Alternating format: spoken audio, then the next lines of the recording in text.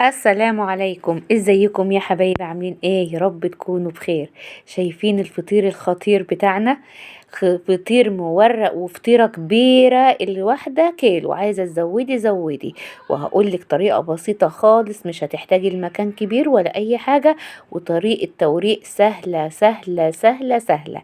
هتفرديه في 10 دقايق هتكوني عملتي اكبر فطيرة. شايفة الفطير؟ بسم الله ما شاء الله، زي العسل. عسل وسواه من فوق ومن تحت زي الفل. بجد خطير جدا جدا جدا. جربوه وهتدعولي. يلا بقى بسرعة، اللي أول مرة يشوفني ياريت تعمل سبسكرايب للقناة وتفعل الجرس. والمتابعين اخواتي وحبايبي من كل مكان، لايك للفيديو وشير لكل مكان.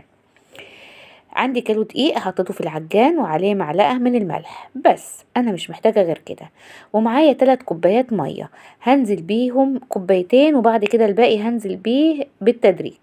هو الكيلو بياخد 3 كوبايات، بس بيختلف طبعا من نوع لنوع. عشان كده بقولك الكوباية الاخرانية انزلي بيها بالتدريج. وهنعجن بالعجان كويس جدا. الفطير نجاحه من العجينة بتاعته، لازم يتعجن كويس جدا. علشان كده انا كنت بعجن الاول على ايدي وكميات، يعني ب3 4 5 كيلو عادي. بس الحمد لله ما كنتش بقدر، فبعجن في العجان كيلو بكيلو على قد العجان بتاعي يعني. فهعجن معاكم زي ما انتم شايفين كده كيلو دقيق، وهنعمله فطيرة كده مع بعض.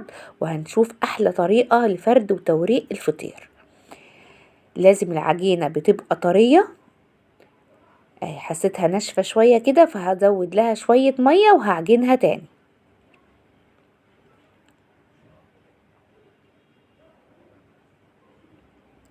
شايفين العجينة بقت عاملة ازاي؟ اهي ايوه، هي كده فيها تلزيقة خفيفة وطرية وبتمط معاك ازاي.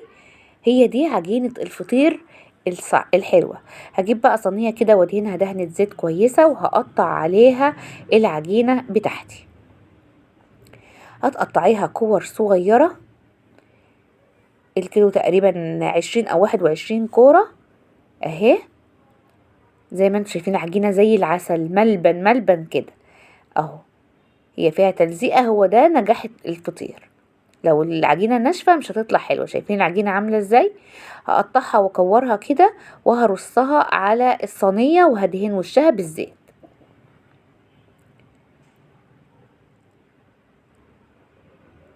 انا عملت معاكم الفطير قبل كده بكذا طريقة. الطريقة دي سهلة جدا جدا ومش هتاخد منك وقت. وكمان اول حد بيعمل مبتدئ وبيعمل فطير هيعملها وهتطلع معاه حلوة جدا جدا. قطعت الكمية بتاعتي اهي على الصينية، ودهنت الوش كمان بالزيت عشان ما ينشفش معايا. وهسيبها تريح لمدة 10 دقايق او ربع ساعة.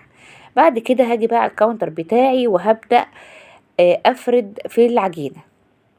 شفت العجينه؟ تحط صبعك فيها كده، ما ترجعش تاني، فتعرفي انها كده ريحت وهتطلع معاكي وتتفرد بكل سهوله. لا نشابه يا جماعه ولا اي حاجه. بايدك. عايزه ترققي كده بايدك اهو.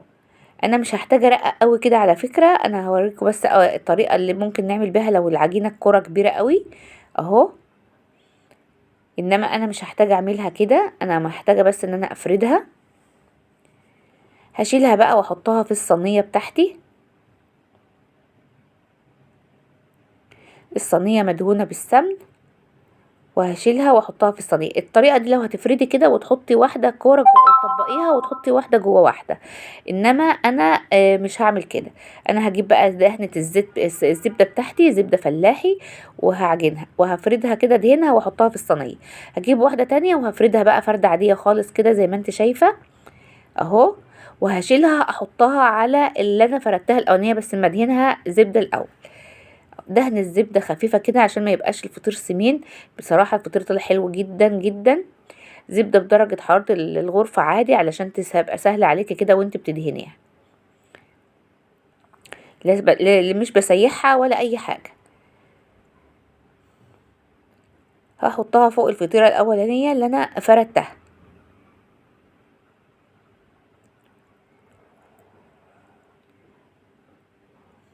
هوريها لكم اهي. حطيت الاتنين فوق بعض. هبدأ افرد بقى كل كورة واحطها فوقها، كل كورة واحطها فوقها. يعني هحط ال21 كورة كلهم فوق بعض. بعد ما خلصت الكميه كلها هلمها كده زي ما انت شايفه، ادخل الاحراف لجوه كده اهو. شايفين العجينه زي العسل في ايديكي اهو. اسلمها كده، المها كده من كل ناحيه. طريقه سهله وواضحه، مش محتاجه يعني اشرح فيها كتير. اهي لميت الاحراف كلها، طبقتها لجوه لتحت وهسيبها تريح شويه علشان افردها. لازم تسيبها تريح من ربع ساعه لنص ساعه. اهي تيجي تفردي بقى بعد الربع ساعه ما عدت، تبص تلاقيها بتفرد معاكي على طول، مش بترجع تكش منك تاني. افرديها. الفطيره دي بتعمل الصينيه دي، الصينيه دي كبيره، فبتعمل ما شاء الله الصينيه دي بوسعها. الصينيه دي من الكبيره مش من الصغيره يا جماعه. اهي بتعمليها بتسويها، تخلي كله سمك واحد وتضغطي عليها كده وتسويها كلها، خليها سمك واحد علشان ما تبقاش فيها حته سميكه وحته لا.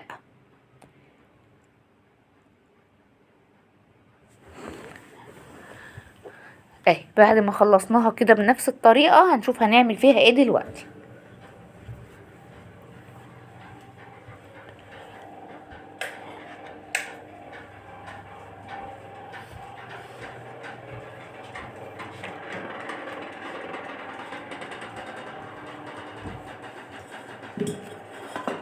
كل ما سبتي الفطيرة تريح كل ما هتطلع معاكي وتفرد معاكي كويس، من غير ما ترد تاني وتكش منك تاني وترجعي تفردي. ادهن بقى الوش بالزبدة اهو. اخد من الزبدة كده وادهن الوش. ممكن لو عندك قشطة بتبقى خطيرة برضو، تدهني الوش بالقشطة بدل الزبدة.